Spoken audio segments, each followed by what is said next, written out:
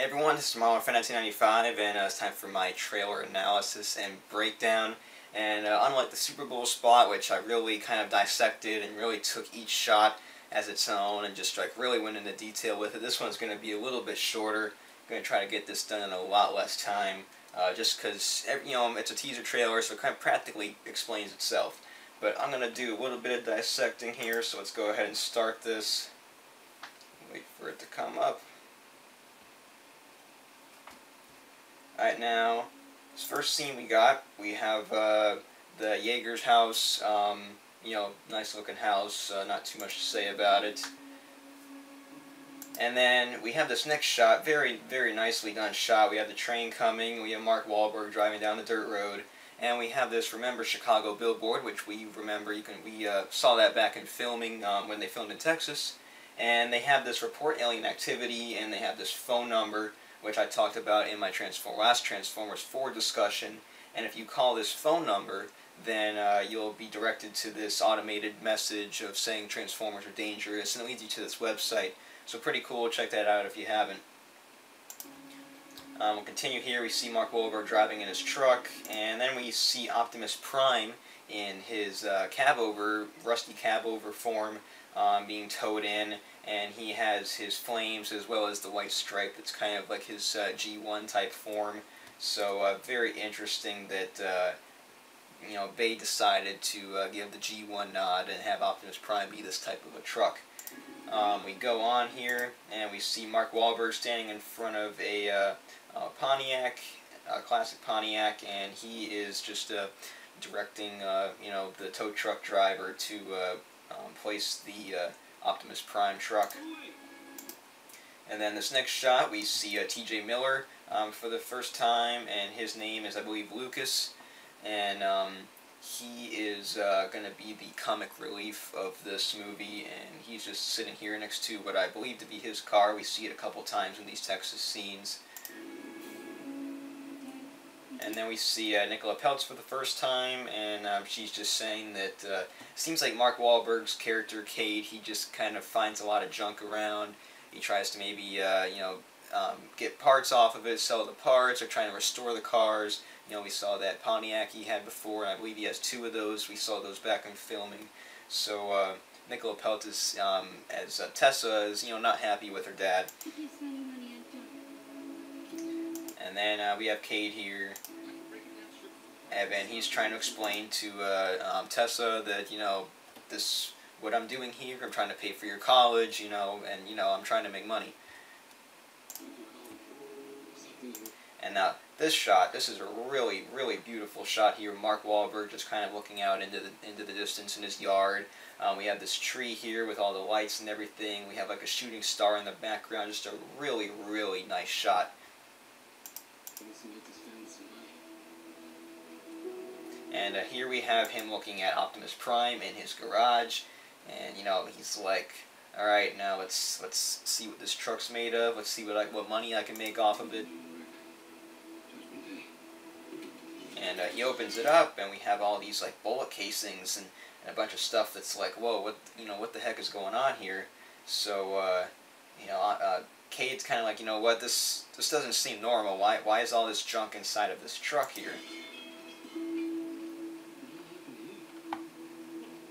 So right here, he's gonna bring Lucas and Tessa into his like barn. As my phone goes off, so he's gonna bring them into this barn, and he's saying like, I don't think that this is a normal truck.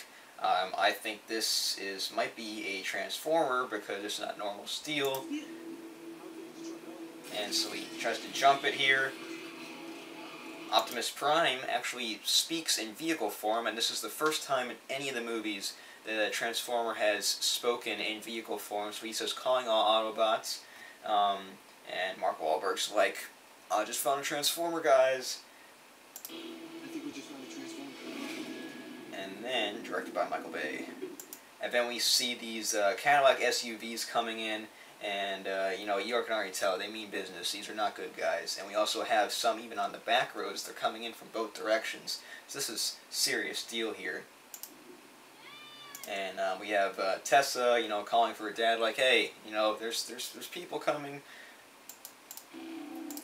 and I ended up clicking too far by accident. Way too far. Alright, so she calls for dad. And now we got the 3 SUVs here, and you know, we already know there's 3 on another road, and we got a helicopter coming in. It's like, whoa, stuff's about to happen here. There's a lot of stuff about to happen, you know, they're after something, and you know, that's probably eventually going to end up being Optimus Prime.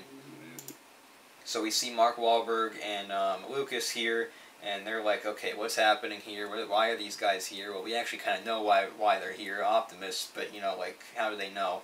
And then Lucas here, he kind of looks freaked out. He's like running. He's like, oh gosh, what's going to happen?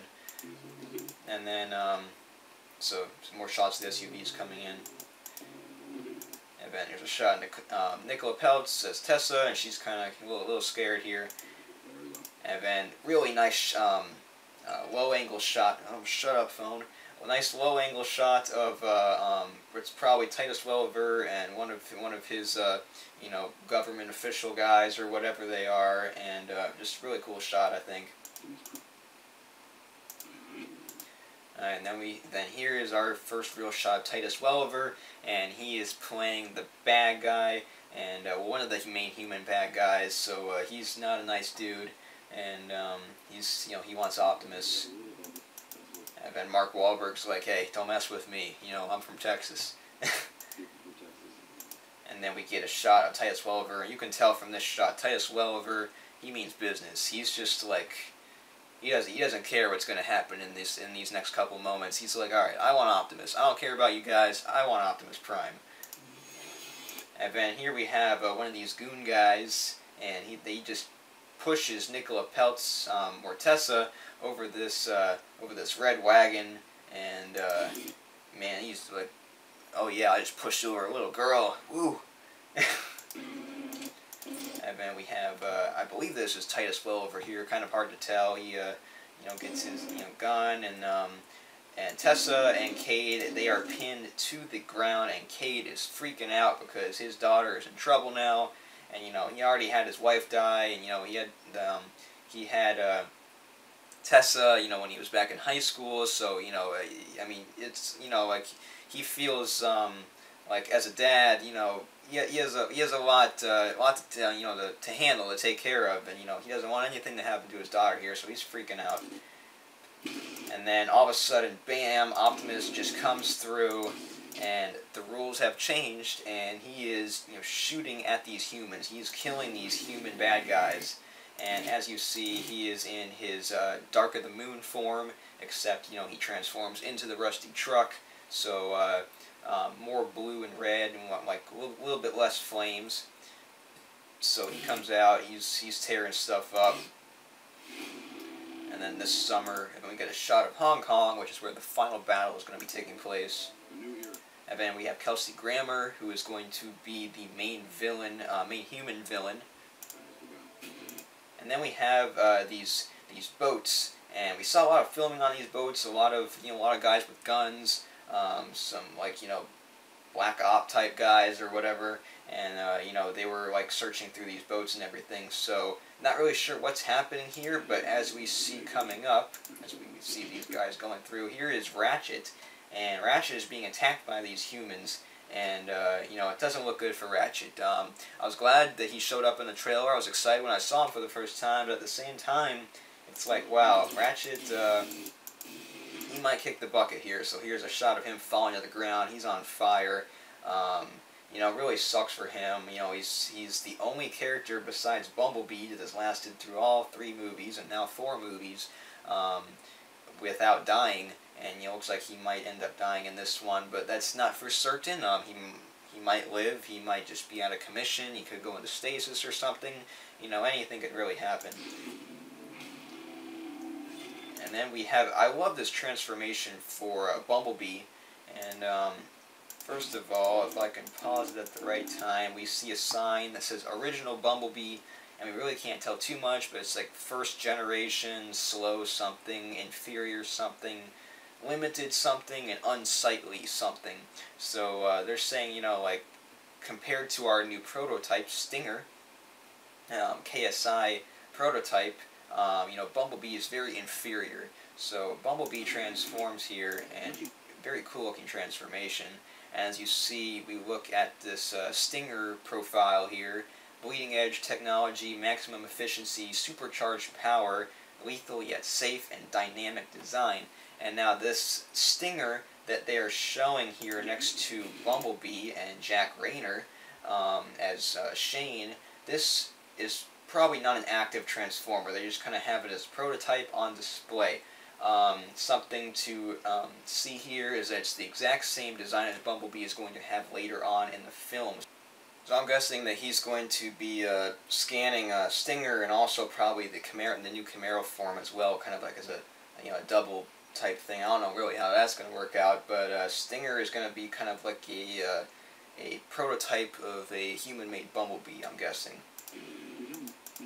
And then here is Joshua, and he is going to be saying like, hey, we don't need you Transformers anymore, we're good. We're making our own now, leave us alone here. Now we have the spaceships that we saw in the Super Bowl trailer, and a shot of, actually in Chicago here. I believe this is Chicago as well, actually, as well as this next shot with Mark Wahlberg and Nicola Peltz. And now we have some shots from the Super Bowl, which have a lot more finer CGI, a lot better looking CGI. Everything's more colorful, better color grading and everything. As in this shot with the lockdown. And we have Nicola Peltz. And this shot with Optimus Prime actually is a lot better looking as well. We see more kind of like dirt and grunge on his face and everything. And then we have a good look at Lockdown here. First good look at Lockdown. He's got kind of like this visor on his face. And then all of a sudden we see the gun face once again. All the CGI looks definitely a lot better. And also in this next shot with Optimus Prime, we all of a sudden see an arm that we did not see on Galvatron in the Super Bowl spot. So he's got like this arm cannon or something on his right arm. So something interesting how the CGI has changed so much in this in just a month. And then we have a nice shot of the Bugatti, the Corvette, and 1967 Bumblebee. And then we have this really beautiful shot of the Bumblebee Camaro. It's just really nicely done. Bay knows how to film cars. Shot of Hong Kong streets.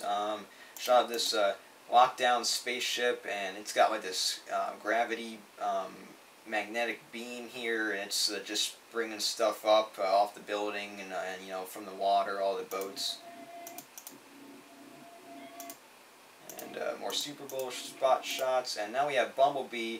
He's got like this grappling hook thing, and he just takes the ship and flings it at the Decepticon drones. That's really awesome. And then we have Mark Wahlberg. He's going to get into a fist fight here with Titus Welliver. That should be pretty cool. The explosion shot from the Super Bowl spot. We have Li Bingbing for the first time. First time we've seen her in any type of material. And she's supposed to be the mother of Transformers or whatever. Maybe probably the man-made ones. Now we have Crosshairs. Mark Wahlberg is carrying that gun sword thing, and he's along with Shane. And then we have Mark Wahlberg and Stanley Tucci in the car, and Stanley Tucci's freaking out. He's like, oh my god, something big is definitely happening in this shot. And then the same Bumblebee and Strafe shot that we saw in the Super Bowl spot. And then we have Grimlock, and he is charging at something. What is Grimlock charging at? He's charging at Optimus Prime. Optimus Prime, he opens up his battle mask. He screams. He roars, and he just slaps Grimlock, and Grimlock goes flying. We have a natural geyser spring shooting up here, so it's not like just an explosion where nothing happened. It's actually natural water springs, and Grimlock goes flying. And Grimlock's design looks really cool. I like it. I mean, I know it has the horns. People are kind of complaining about that, but I think it's a really cool looking design. And this shot right here is this whole scene is going to be, Grimlock is not going to want to be under Optimus Prime's leadership, and he's going to be like, alright, you're going to have to prove yourself to me, or either that or they're butting heads, something's happening, they're not really on different sides at this point. Grimlock's just kind of like, you know, he doesn't just go under anybody. He wants to lead. He's, you know, he's king. So this is really cool, and that about ends it. Cool new text and font for the you know, the title, and that is just about it for the teaser trailer. Really awesome trailer. I loved it. You saw my reaction. I was going nuts. It's just it's gonna be a really fun movie. I can't wait. It looks great.